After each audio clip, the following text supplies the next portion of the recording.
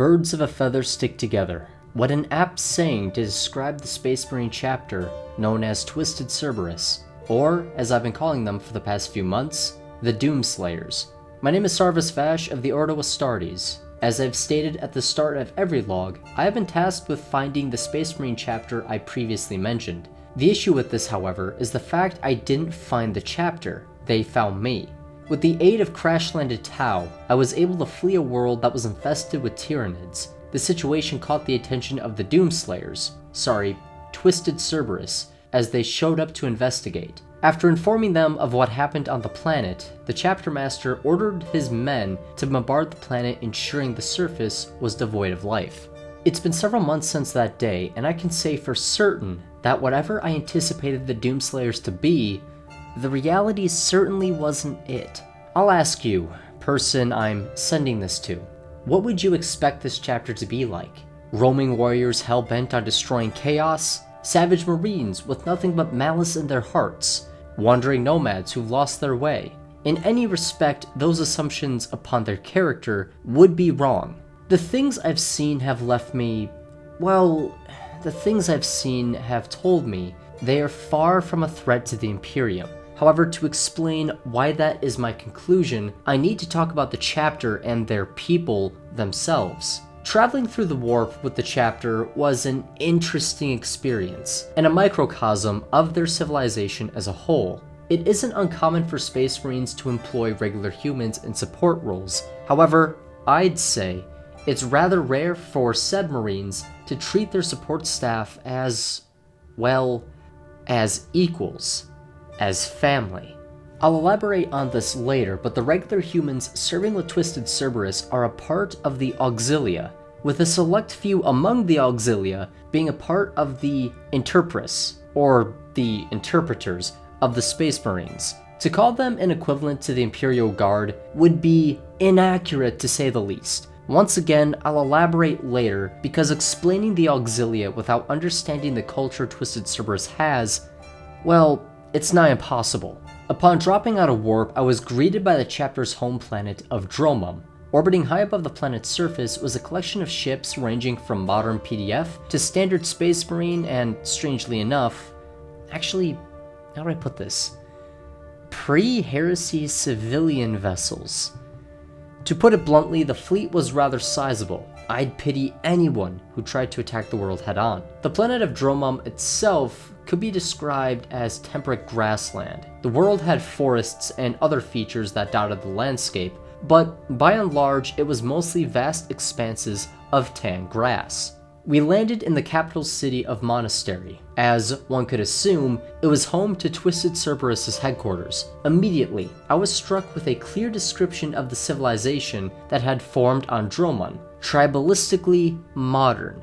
Dotted across the planet, there are several cities where there's centralized industry, trade, and other things one would expect upon a civilized world. With that in mind, there's no small towns or other such settlements.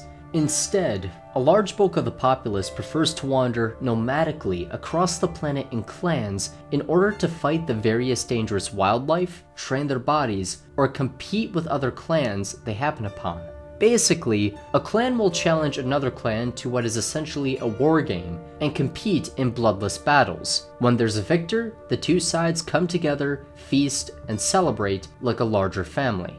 The precarious aspect of this world is the fact there are three very different cultures. There's the clans as I just described, the city folk who resemble modern imperial citizens, and those that straddle the line. This strange blend comes from the actions of Twisted Cerberus. From what I've been able to gather, when a world is under siege by chaos, the chapter and their auxilia arrive with two objectives. The first is to fight the forces of chaos. The second is to save as much of the population as they can.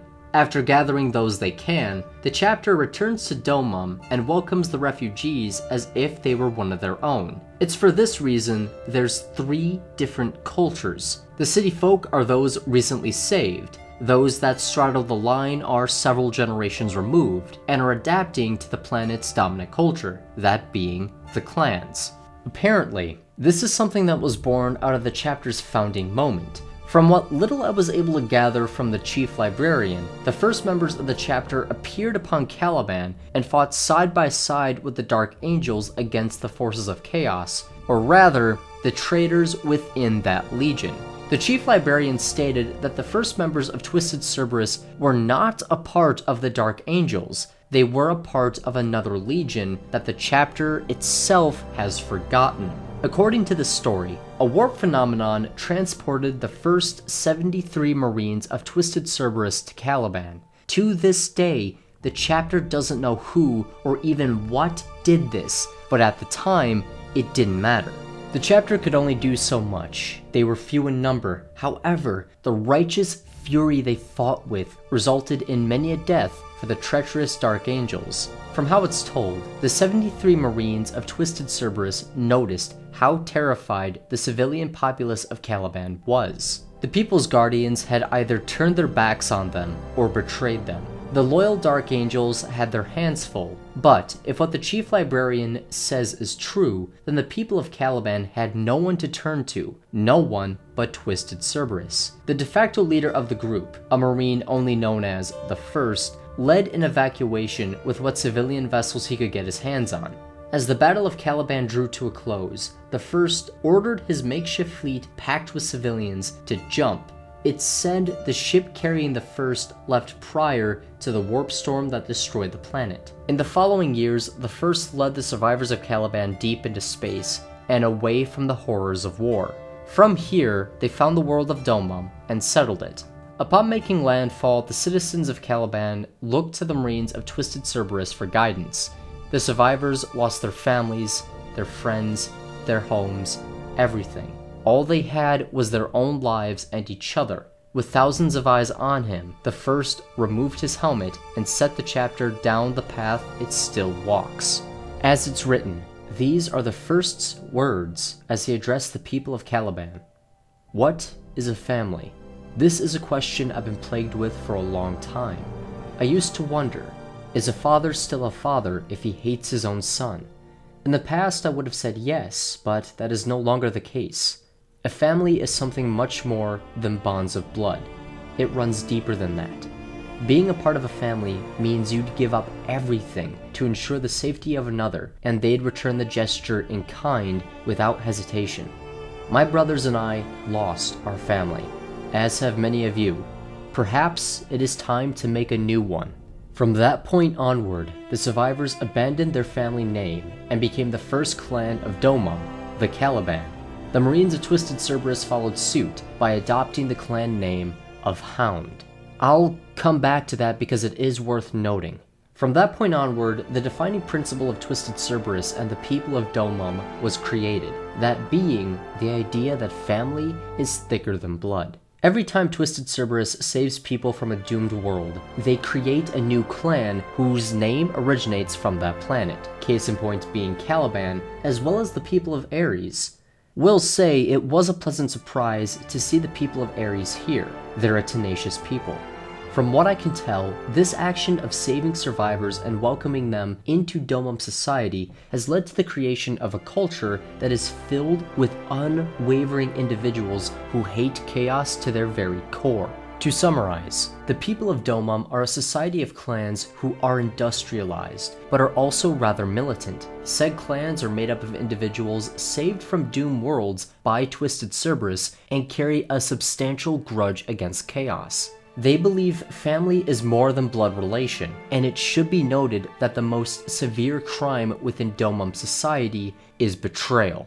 I bring this up due to the clan name the Marines of Twisted Cerberus took up long ago, that being Hound.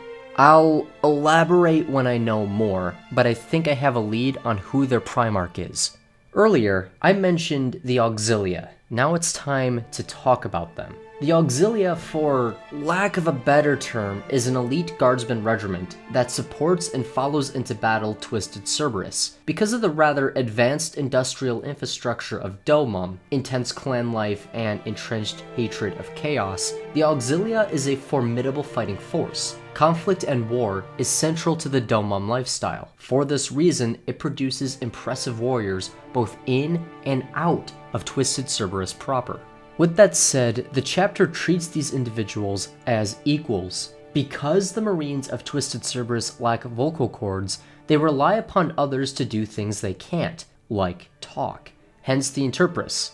To put it simply, these individuals are responsible for communication between the chapter and important individuals. They are also considered a part of the chapter proper, despite still being regular human beings. This is because they passed the, quote, trial of growth. Twisted Cerberus as a chapter is actually quite small. They only have 580 Marines.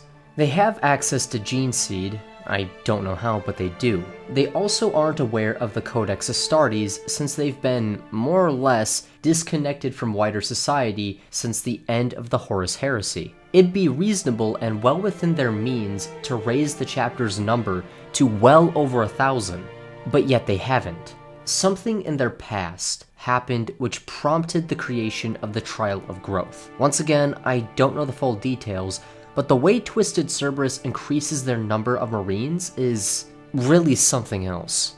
Within Domum society, the highest goal one strives for is to become a Space Marine. Makes sense, since this is something we see quite a bit within the Imperium. With that in mind, there is a ton of prerequisites for the chapter that are both expected and unexpected. There are harsh physical requirements. Makes sense. But most of the populace actually meets them thanks to the harsh clan life. However, what's interesting is there's character requirements. In order to attempt the Trial of Growth, one must have a high moral standing. They have to be more than just decent people. Past that point, there's the Trial of Growth. Again, don't know the details, but from what I've gathered, it's a trial for those who meet the requirements of becoming a Marine before the process starts proper. Apparently, it has an incredibly high mortality rate of 70 to 75%. Those who pass get a choice: either become a part of the Interpreters or undergo the Gene Seed implementation. I do want to note that the people of Domum and Twisted Cerberus itself do not treat those who fail the Trial of Growth as failures. Instead, they are treated with great respect and care as the bodies of the fallen are returned to the clan the individual was from. In a similar vein, those who die during the Gene Seed implementation are also treated with great respect and are considered battle brothers of the chapter. The Marines of Twisted Cerberus know they are physically superior to an average human being. However, they treat anyone who tries to become as strong as them with great respect. They believe the essence of being human is finding one's limits, seeing the highest point they can reach, and going even further beyond. Those who try have courage. Failing to become more than human is nothing to be ashamed of. With that in mind, I feel like I'm saying that a lot lately, the chapter has female members. Let me explain, because that's a loaded statement. Long ago, the chapter forgot the reason why females couldn't become Space Marines. So, they opened up the Trial of Growth to women. Those who succeeded and chose to undergo the Gene Seed implementation were, let's just say they didn't survive. Apparently, the reaction was vastly different and more violent to a failed implementation on a male. Twisted Cerberus had over 60 women die before they barred them from the Gene Seed implementation. Going forward, the chapter would continue to allow women to undergo the Trial of Growth, but they could never become Space Marines proper. For this reason, most of the Interpreters are women. For the 60 who died during implementation, the chapter erected a monument to their sacrifice and refers to them as the Lost Sisters. There's one last thing I want to touch on before ending this log, and that's Children of Twisted Cerberus.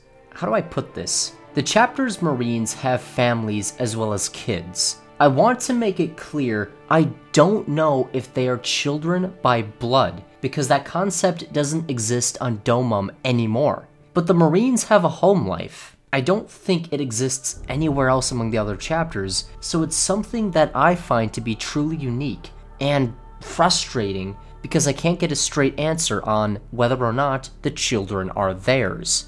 I'll try to look in on this more, but I have to say it's jarring to see an unarmored Space Marine walking his daughter to school, even if she isn't related to him by blood. I know there's the assumption that Space Marines are sterile, but do we know that for sure? Sorry, I'm getting off track. As it stands, I'm currently gearing up alongside the Auxilia. A nearby Imperial world has just been attacked by a large force of chaos. Apparently, World Eaters were spotted. Twisted Cerberus is mobilizing in force. If I survive the battle, I'll report back with what happened and any further information I found out about the chapter. Sarvis Vash, Acolyte of the Ordo Astartes, signing off.